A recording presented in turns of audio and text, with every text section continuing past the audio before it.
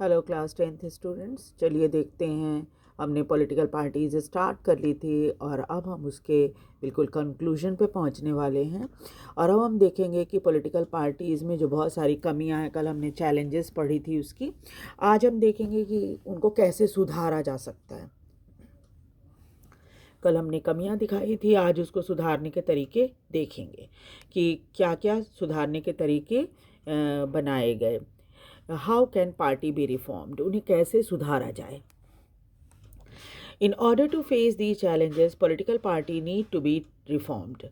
अब क्या था कि इन जो चार चैलेंजेस हमने देखे, इन सभी चैलेंजेस में क्या कैसे उसको सुधारें हम, है ना। और द क्वेश्चन इज़, अगर पार्टियां चाहती हैं कि वो अच्छा काम करें तो उन्हें अपने आप को सुधारना पड़ेगा। Are political party is willing to reform, तब सबसे पहले यह प्रश्न उठता है कि क्या पॉलिटिकल पार्टी चाहती हैं कि वो सुधरे। If they are willing, what prevented them from reforming so far. तब सवाल ये उठता है कि अगर वो चाहती है कि हम सुधर जाएं तो फिर क्या ऐसे कारण हैं जिसकी वजह से अभी तक वो सुधर नहीं पाई। भारत की स्वतंत्रता के 70-75 साल हो गए हैं, तो क्या अभी तक क्या कारण रहे हैं जिसकी वजह से वो सुधर नहीं पाई। If they are not willing, is it possible to force them to reform. लेकिन अगर वो सुधरना नहीं चाहती तो फिर क्या तरीके अपनाए जा सकते हैं जिसकी वजह से जिसकी मदद से उनको सुधारा जा सके। Citizen all over the world face this question. ऐसा नहीं है कि सिर्फ भारत के ही नागरिकों के सामने इस तरह के प्रश्न हैं, दुनिया भर के नागरिक यही सोचते हैं कि कैसे पॉलिटिकल पार्टीज को सुधारा जाए। This is not a simple question to answer. बोलने में बड़ा आसान है, लेकिन ये बहुत कठिन प्रश्न है जिसका उत्तर हम ढूंढने की कोशिश करेंगे। In democracy the final decision is made by leaders who represent political parties. आपको पता ही है, डेमोक्रेसी में जो फाइनल डिसीजन होता है ये सभी लीडर्स जो कि पॉलिटिकल पार्टीज के होते हैं वो लेते हैं पार्लियामेंट में बैठकर।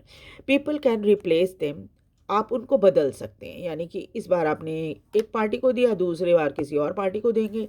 इस बार इस नेता को आपने जिताया, अगली बार किसी और नेता को जिताएंगे। आप ये काम तो कर सकते हैं, वो आसान है। If all of them do not wish to reform, how can anyone force them to change। अब सवाल ये उठता है कि अगर इनमें से हमने जितनी पार्टियां हैं वो सब के सब अगर अपने आप को सुधारना ही ना चाहे, या नेता लोग सुधारना ही नहीं चाहिए अपने आप को, तो कैसे हम उनको फोर्स कर सकते हैं सुधरने के लिए। Let us look at some of the recent efforts and suggestions in our country to reform political parties and its leader। अब देखते हैं हम एक एक करके। हाल में ही कुछ प्रयास किए गए हैं और कुछ उनको सलाह दी गई है हमारे देश में पॉलिटिकल पार्टीज़ और उनके लीडर को कि वो अपने आप को सुधारें। क्या क्या तरीके हैं देखिए। पहला है, the constitution was amended to prevent MLA MP from changing party. एक तो उन्होंने संविधान में बदलाव किया गया, अमेंड किया गया संविधान को, ताकि एमएलए और एमपी जो है वो बार बार पार्टी ना बदले। बार बार पार्टी इन द सेंस कि जीत जाने के बाद पार्टी ना बदले। This was done because many elected representatives were indulging in defection in order to become minister or for cash reward।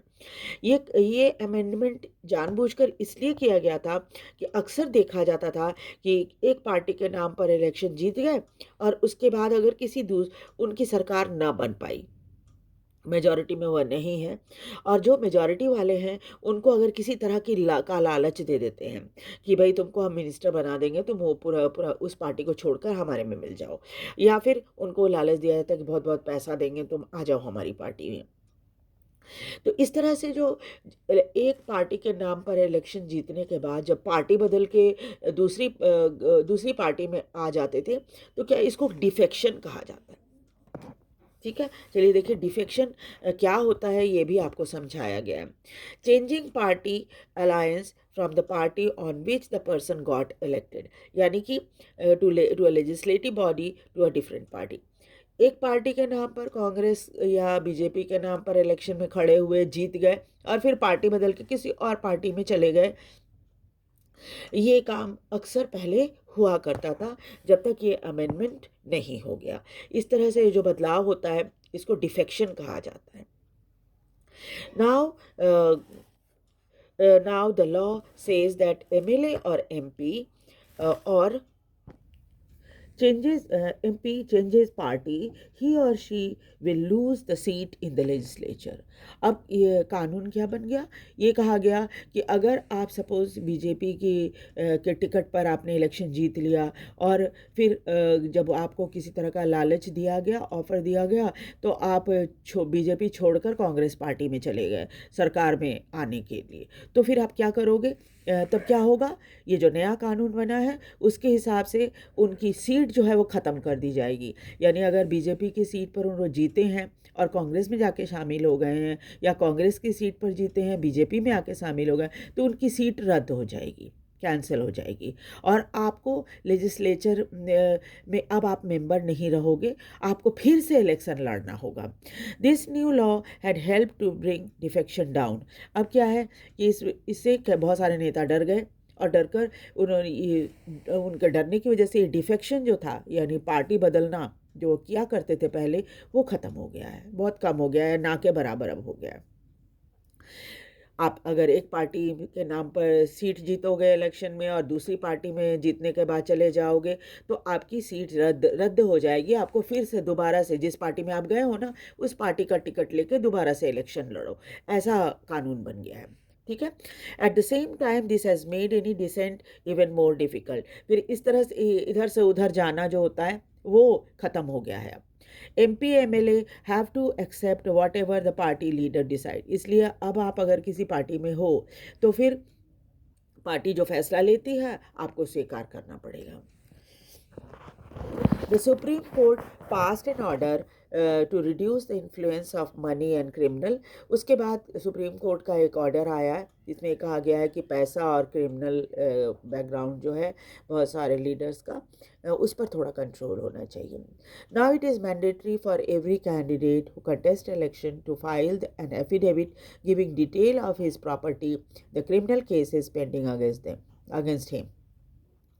अब क्या किया है सुप्रीम कोर्ट ने? ये कंपलसरी कर दिया है कि जब आप इलेक्शन में खड़े होगे तो आपको एक एफिडेविट देना पड़ेगा। आपको पता ही ना एफिडेविट होता है अदालत से जो आप ये लेते हो, सर्टिफिकेट लेते हो, जैसे कागज़ बनवाते हो। Signed document submitted to an officer where the person makes a sworn statement regarding her personal information।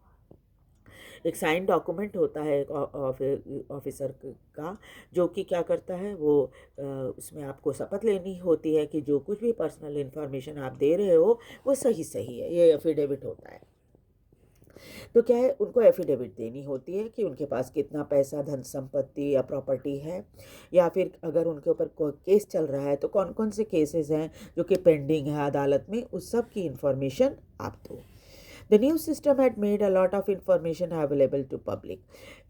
और अब क्या है, जैसे ही इलेक्शन कमीशन को ये सब इंफॉर्मेशन मिलती है, जैसे आप सपोज इलेक्शन में खड़े हो रहे हो तो आप अपने आप को ये करोगे, नॉमिनेशन फाइल करना पड़ेगा आपको, है ना।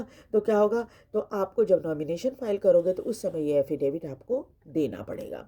और साथ ही साथ क्या है कि जब ये इन्फॉर्मेशन ये मिलेगी तो इलेक्शन कमीशन क्या करेगा, अपनी वेबसाइट पे डाल देगा सारा चीज़ कि देखिए आपके एरिया से या देखिए इधर मयूर विहार वाला जो एरिया है इसको ईस्ट दिल्ली बोलते हैं, तो ईस्ट दिल्ली वाले एरिया में फलां जैसे 10-15 कैंडिडेट खड़े हो रहे हैं इलेक्शन में, बीजेपी के, आम आदमी पार्टी के, बहुजन समाज पार्टी के, कांग्रेस के, सब। तो क्या होता है, जैसे जैसे उनके पास पेपर आएगा ना, वो क्या करेंगे, उसको इसमें अपने इसमें कंप्यूटर में डाल देंगे, और उसके बाद क्या है, आप उस इंफॉर्मेशन को देख सकते हो। तो जब उनके अपने वेबसाइट पे चला जाएगा, उनकी वेबसाइट आप खोलोगे, सारे कैंडिडेट की डिटेल आपको मिल जाएगी। The new system has made a lot of information available to the public। अब पहले लोगों को पता भी नहीं होता था कौन से कैंडिडेट क्या है, क्या क्रिमिनल बैकग्राउंड है उनका, क्या। अब सब कुछ आप देख सकते हो वेबसाइट पे जाके। But there is no system to check if the information given by candidate is true। लेकिन तभी अब भी ये एक मुश्किल होता है कि कैंडिडेट जो इन्फॉर्मेशन दे रहा है वो कितना सच है। As yet we do not know if it had led to decline in the influence of rich and criminal। अभी कुछ ऐसा सर्वे या कुछ ऐसा इन्फॉर्मेशन नहीं आया है कि इस सुप्रीम कोर्ट के इस ऑर्डर के बाद कितना ये देखा गया है कि भाई रिच और क्रिमिनल बैकग्राउंड के लोग जो हैं उस पर क्या प्रभाव पड़ा है इस ऑर्डर का। क्या उनको वो अब डरते हैं इलेक्शन में खड़े होने में, या कुछ ऐसा ऐसा ऐसा कुछ भी अभी हम ज़्यादा जानकारी नहीं है। थर्ड पॉइंट है कि the election commission passed an order making it necessary for political parties to hold their organisational election. पहले भी हम इस चीज़ के बारे में पढ़ चुके हैं कि बार बार ये कहा जाता है कि भाई आप थोड़ी ट्रांसपेरेंसी रखो और मेंबरशिप रिकॉर्ड बनाओ, अपना ऑर्गेनाइजेशनल मीटिंग करो, ये करो, मीटिंग करो, ऑर्गेनाइजेशन इलेक्शन करो। तो ये मैंडेटरी कर दिया गया है अब। और उसके बाद क्या है, फाइल देयर, उस ऑर्गेनाइजेशनल इलेक्शन करना है, file there income tax return. आपने सुना ही होगा, बहुत पार्टियों को बड़ी बड़ी कंपनियां जो होती हैं दान में बहुत पैसे देती हैं, तो उनसे कहा गया कि भाई जो तुम्हारे पास पैसा इकट्ठा होता है उसका इनकम टैक्स रिटर्न आप उसको शो करो कि हमें इतना पैसा मिला है, और फिर उसके ऊपर इनकम टैक्स रिटर्न भरो। Parties have started doing so, but some time it is mere formality. तो क्या है, पार्टीज जो है वो करने तो लगी हैं ये सब चीज़ अब, लेकिन एक फॉर्मेलिटी के तौर पर करती हैं। It is not clear if this step had led to greater internal democracy in political parties। और ये सब जो कदम उठाए गए हैं इलेक्शन कमीशन द्वारा और सरकार द्वारा, तो कितना फ़ायदा इसमें हो रहा है अभी ज़्यादा कुछ नहीं पता है। Beside this, many suggestions are often made to reform political parties। ये तो था कानूनी तौर पे थोड़ा बहुत बदलाव जो लाया गया है वो है, लेकिन और भी कई सलाह हैं लोग देते रहते हैं पॉलिटिकल पार्टीज़ को। वो क्या है, a law should be made to regulate internal affairs of political party. लोग कहते हैं कि कानून बनाओ ताकि उनके पॉलिटिकल पार्टी के अंदर जो कुछ भी चलता है उसको रेगुलेट किया जा सके, क्योंकि नियम से अगर आप चलोगे तो ज़्यादा ट्रांसपेरेंसी रहेगी। जैसे आप क्या है, एक नियम के तहत आपको 8 बजे स्कूल आना होता है, फिर उसके बाद क्या हुआ, असेंबली में जाना होता है, फिर 40 मिनट्स की क्लासेस होती हैं, तो जिस टीचर की क्लास होती है वो आपको क्लास में आके पढ़ाते हैं। तो एक नियम है, ऐसा नहीं है कि जब फिर आप रिसेस होता है तो उसमें आप खाते हो कुछ, है ना, ब्रेक जो भी खाना होता है, फिर 2 o'clock आपकी छुट्टी हो जाती है तो आप घर जाते हो। तो ये नियम बना हुआ है, इसके ये नहीं कि भाई अब हमें आज ही 11 बजे ही घर चले जाना है, ऐसे नहीं होता। अगर आप 11 बजे घर जाना चाहते हो तो पहले आपको ऑफिस में इन्फॉर्म करना पड़ता है कि मुझे घर जाना है ना। तो इस तरह से क्या एक नियम बना हुआ है कि उसके अकॉर्डिंग चलता है स्कूल। ठीक वैसे ही यहाँ पर भी कह रहे हैं कि पॉलिटिकल पार्टीज़ को भी वैसे ही करो कि उनके लीडर्स जितने हैं, जो भी सीट है उनमें, जैसे प्रेसिडेंट है, सेक्रेटरी है, उसका चुनाव करो, ऑफिस बेयरर का चुनाव करो, ताकि एक ट्रांसपेरेंसी रहे, एक इंटरनल रूल रेगुलेशन के अकॉर्डिंग चले। It should be made compulsory for political party to maintain a register of members। और जितने मेंबर उसके हैं एक रजिस्टर बनाओ और उसमें सबके नाम लिख करके रखो, जैसे आपकी अटेंडेंस रजिस्टर होती है वैसे स्कूल में, है ना। और to follow its own constitution, और एक संविधान बनाओ, जैसे हमने बोला ना कि स्कूल का संविधान है, आपको 8 बजे स्कूल आ जाना है, आपको असेंबली में जाना है, फिर क्लास में पढ़ना है ना। हर टीचर सब अपने पीरियड के अकॉर्डिंग आते हैं आपको पढ़ाने के लिए, तो एक संविधान बना हुआ है, उसके अकॉर्डिंग चलता है। तो इनको कहा कि आप भी संविधान बनाओ। To have an independent authority to act as a जज in case any party dispute, to hold open election to the highest post. उसके बाद क्या होता है, अगर किसी फिर क्या है, कुछ एक इंडिपेंडेंट अथॉरिटी बनाओ, ताकि अगर पार्टी के अंदर ही दो नेताओं के बीच किसी तरह का झगड़ा या कोई बहस हो जाता है तो वहाँ पर आखिरी फैसला लिया जा सके। जैसे आप स्कूल में लड़ते हो तो पहले क्या होता है, क्लास टीचर आपको डांट डपट के मना करती है, फिर भी नहीं मानते हो तो क्या होता है, नीचे फिर ऑफिस में प्रिंसिपल, वाइस प्रिंसिपल, कोऑर्डिनेटर जो भी होती हैं उनके पास आपका फैसला होता है, जाकर पेरेंट को बुलाते हैं, सब करते हैं ना। इसी तरह से इन्होंने कहा कि भाई तुम भी ऐसे ही करो कि एक इंडिपेंडेंट अथॉरिटी बनाओ पार्टी के अंदर, वही झगड़े वगैरह जो भी बहस होती है वो फैसला करेंगे, है ना। To hold open election to the highest post, और उसके बाद क्या है, ऊंचे पदों के लिए इलेक्शन कराओ। जैसे मैंने बोला कि प्रेसिडेंट है, वाइस प्रेसिडेंट होते हैं, सेक्रेटरी होते हैं, ऑफिस बेयरर होते हैं पार्टी के अंदर, इन सब का आप इलेक्शन कराओ। It should be made mandatory for political party to give minimum number of ticket about 1/3 to women candidate. एक और सलाह दी गई कि भाई आप 1/3 टिकट महिलाओं को दो पार्टी में. Similarly, there should be a quota for women to in decision making bodies of the party. और ऊंचे पदों पर भी महिलाओं को के लिए कोटा फिक्स कर दो कि हाँ भाई इतनी महिलाओं को हमें रखना ही रखना है ना, जो डिसीजन मेकिंग बॉडी होता है उसमें.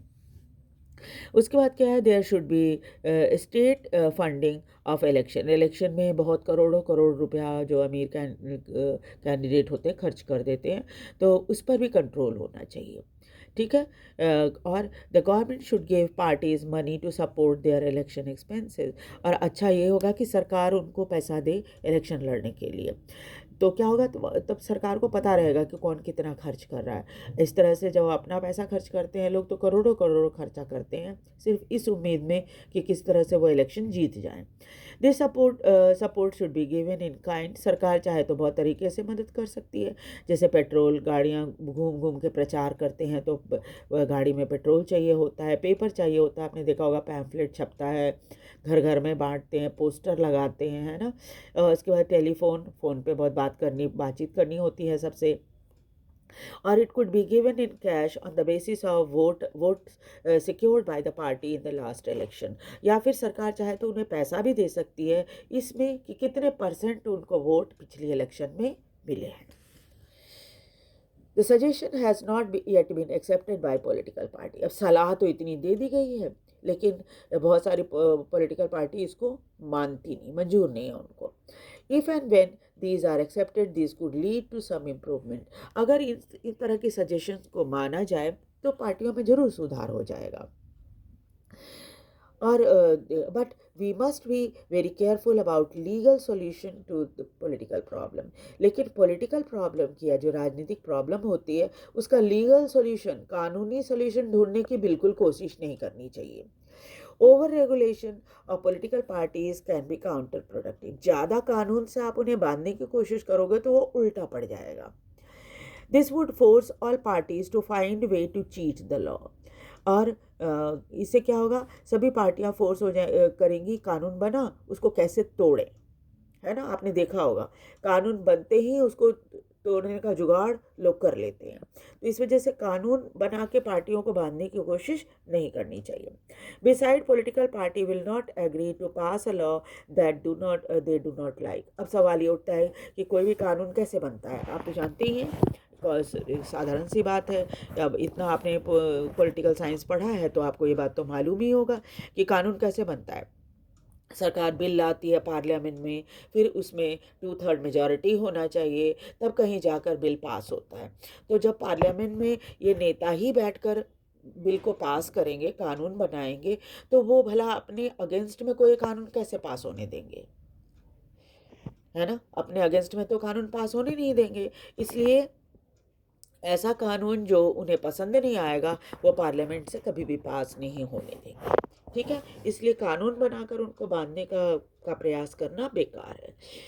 There are 2 other ways in which political party be reformed. और भी 2 तरीके हैं जिससे पार्टियों को सुधारा जा सकता है. 1, people can put pressure on political parties. एक तो है जनता का दबाव उनके ऊपर हो.